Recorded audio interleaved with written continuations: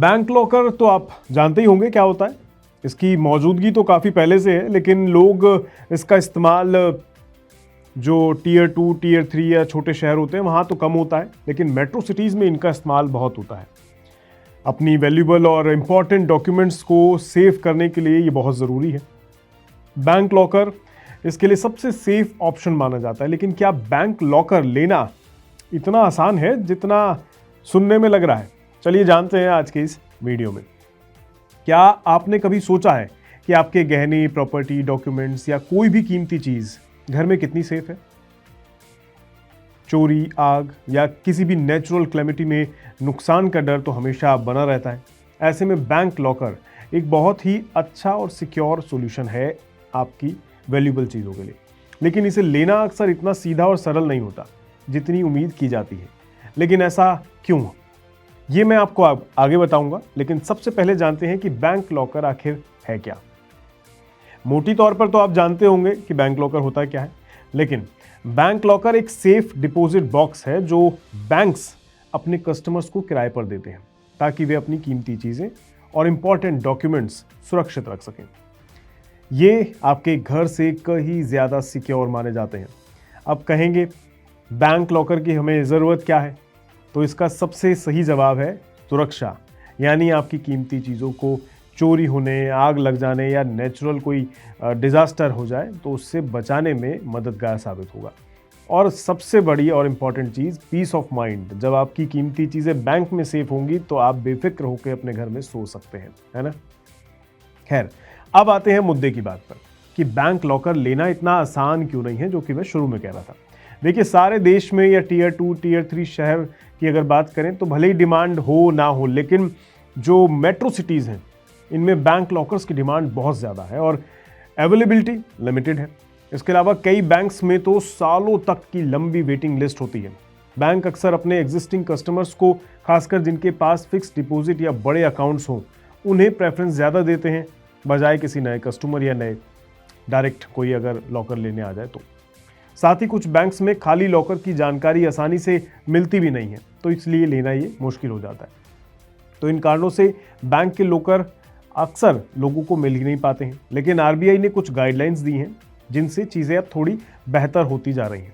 चलिए अब जानते हैं कि बैंक लॉकर लेने का प्रोसेस क्या होता है। सबसे पहले आपको बैंक में एक भरा हुआ एप्लीकेशन फॉर्म सबमिट करना होगा। मतलब अपनी जानकारी वगैरह भरिए और फॉर्म को सबमिट कर दीजिए। आपको अपना केवाईसी डॉक्यूमेंट जैसे कि आधार, पैन कार्ड वगैरह देना होगा। आपको बैंक के साथ एक लीज एग्रीमेंट भी साइन करना होगा। और हाँ, इसकी एक साइंड कॉपी अपने रिकॉर्ड के लिए भी ज़रूर रख लीजिएगा। जब भी आप लॉकर एक्सेस करेंगे उसका रिकॉर्ड रखा जाएगा और ये लिमिटेड लोगों तक ही सीमित होता है। तो मतलब ये सारी जानकारी आपके पास होगी और आप बैंक को सबमिट कर देंगे तो फिर आपका ये लॉकर का काम पूरा हो जाता है। बैंक्स को एक ट्रांसपेरेंट वेटिंग लिस्ट भी मेंटेन करनी होती है, तो ये आपको बताना ज़रूरी है। अब आते हैं लॉकर की कॉस्ट और बाकी चार्जेस क्या होते हैं उस पर। तो ऐसा है, लॉकर का किराया सिटीज़ और साइज़ के हिसाब से अलग अलग हो सकता है। मतलब शहर क्या है और फिर आप कितना बड़ा लॉकर ले रहे हैं उसके ऊपर डिपेंड करता है। जैसे छोटे लॉकर के लिए 1500 से 3000 रुपये तक का चार्ज किया जा सकता है और बड़े लॉकर के लिए 10,000 रुपये तक का चार्ज हो सकता है। कुछ बैंक्स 3 साल का किराया एक साथ ले लेते हैं या कभी कभी 3 साल के लॉकर चार्जेस का 100% भी ले लेते हैं। इस डिपॉजिट पर आपको कोई इंटरेस्ट नहीं मिलता है। मतलब ऐसा पैसा है जो आपने दे दिया तो भूल जाइए। अब एक मुद्दे की बात, अगर लॉकर की चाबी खो जाए तो क्या होता है? कुछ नहीं, चाबी खोने पर लॉकर को ड्रिल करके खुलवाना पड़ता है, जिसका खर्च लॉकर होल्डर को ही उठाना पड़ता है। इसलिए चाबी को बहुत संभाल के रखना पड़ेगा। अच्छा, अब ये सारी जो कहानी मैं आपको बता रहा था, इसमें हो सकता है आपको मज़ा आए ना आए, लेकिन अब आती है समस्या। समस्या सुनिए। अभिजीत नायर, जो कि नासिक के रहने वाले हैं, एक इंजीनियर हैं, उन्होंने हाल ही में बैंक में एक लॉकर लेने का अपना प्रोसेस पूरा किया। सब चीज़ें, कार्रवाई जो मैंने ऊपर बताई वो पूरी कर ली और बैंक लॉकर उन्हें मिल गया। लेकिन उन्होंने कुछ चीज़ें नोट करी। नोट क्या करी? भले ही आप लॉकर को कुछ महीनों के लिए यूज़ करना चाहें, लेकिन आपको पूरे साल का फ़ी एक साथ पे करना होगा। अब भले ही लॉकर तो आप कुछ महीने के लिए यूज़ कर रहे हैं, लेकिन पैसे आपके पूरे साल के चले गए। एक चीज़, इसके अलावा नायर को कुछ समस्या और भी लगी, जैसे नायर को पहले 100 रुपए के स्टैम्प पेपर लाने के लिए कहा गया, फिर आपसे 500 रुपए का स्टैम्प पेपर मंगा लिया। इसके अलावा बैंक में लॉकर रूम में एक समय में सिर्फ एक कस्टमर हो सकता है। चलो ये एक अच्छी बात है, सिक्योरिटी फीचर है, लेकिन इससे डील करने में समस्या आती है, मतलब थोड़ा डिले टाइम बढ़ जाएगा। अगर कोई पहले से मौजूद है तो आप अंदर नहीं जा सकते। खैर, इसके अलावा एक और बड़ी समस्या है, जब नायर ने अपने पेरेंट्स के घर नासिक के पास लॉकर सिक्योर करने की कोशिश की तो उसे फिक्स डिपॉजिट बनाने के लिए कहा गया। भले ही ये पहले से ही एक प्रेफर्ड कस्टमर थे बैंक के, बाद में बेंगलोर में चीज़ें और ज़्यादा बढ़ गई उनके लिए। जैसे एक प्राइवेट बैंक ने उन्हें लॉकर तभी ऑफ़र किया जब उन्होंने 2 लाख रुपए का एक एनुअल इंश्योरेंस प्रोडक्ट खरीद दिया। जब उन्होंने ये रिफ्यूज़ कर दिया कि नहीं चाहिए, तो उन्होंने कई बार फॉलोअप भी किया, यहाँ तक कि प्रीमियम को 1 लाख रुपए तक कम भी कर दिया। ऐसा बहुत से वाक़या हैं और बहुत से लोगों के साथ ये सब चीज़ें हो रही हैं कि बैंक लॉकर के नाम पर बैंक कुछ ऐसी चीज़ें कर रहे हैं जो शायद लोगों को सही ना लगे। तो ये कुछ दिक्कतें हैं, कुछ नुकसान हैं। अगर आप बैंक लॉकर लेने जाते हैं तो हो सकता है आपके साथ भी ऐसा कोई वाक़या पेश आए। खैर, लॉकर मिलेगा नहीं मिलेगा वो बात की बात है। अब नायर साहब को तो लॉकर मिल गया, लेकिन आपको अगर लॉकर मिलता है तो इन सारी बातों का ध्यान रखिएगा और थोड़ी सतर्कता बरतिएगा।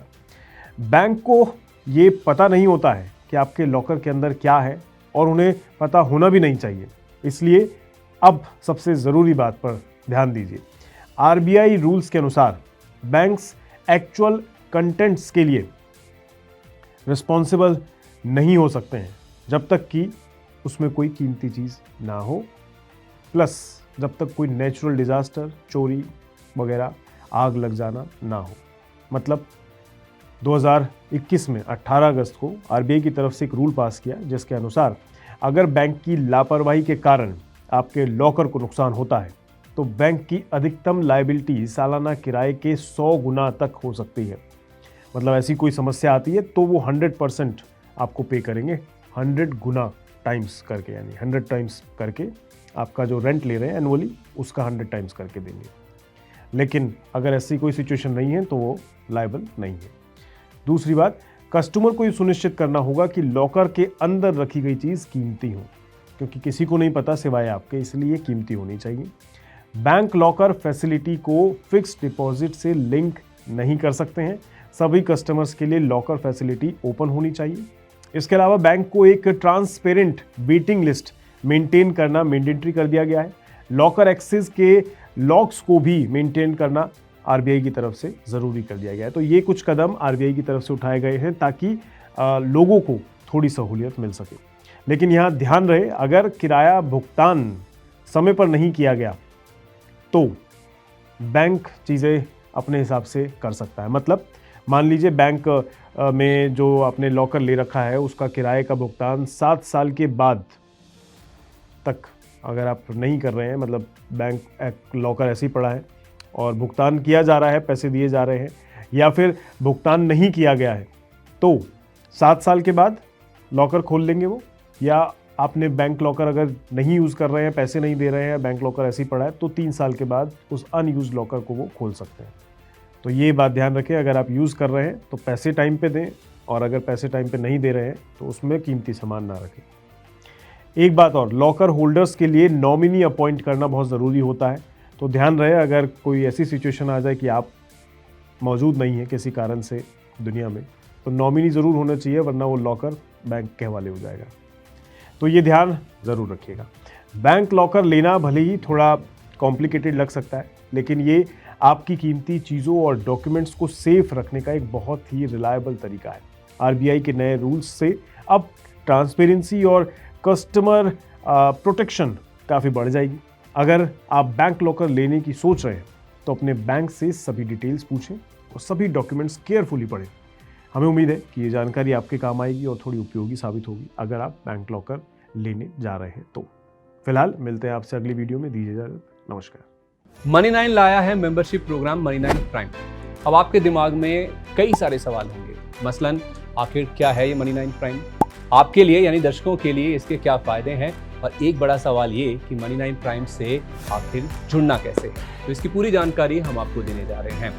मनी 9 प्राइम में 3 प्लान होंगे, इकोनॉमी, स्टैंडर्ड और वीआईपी। तो फटाफट ज्वाइन कीजिए यूट्यूब पर मनी 9 प्राइम। ज्वाइन करने के लिए मनी 9 के यूट्यूब पेज पर जाइए, होम पेज पर मिलेगा ज्वाइन बटन, इसे क्लिक करें, अपनी पसंद का प्लान चुनें और बस हो गया, अब आप रहेंगे सबसे आगे।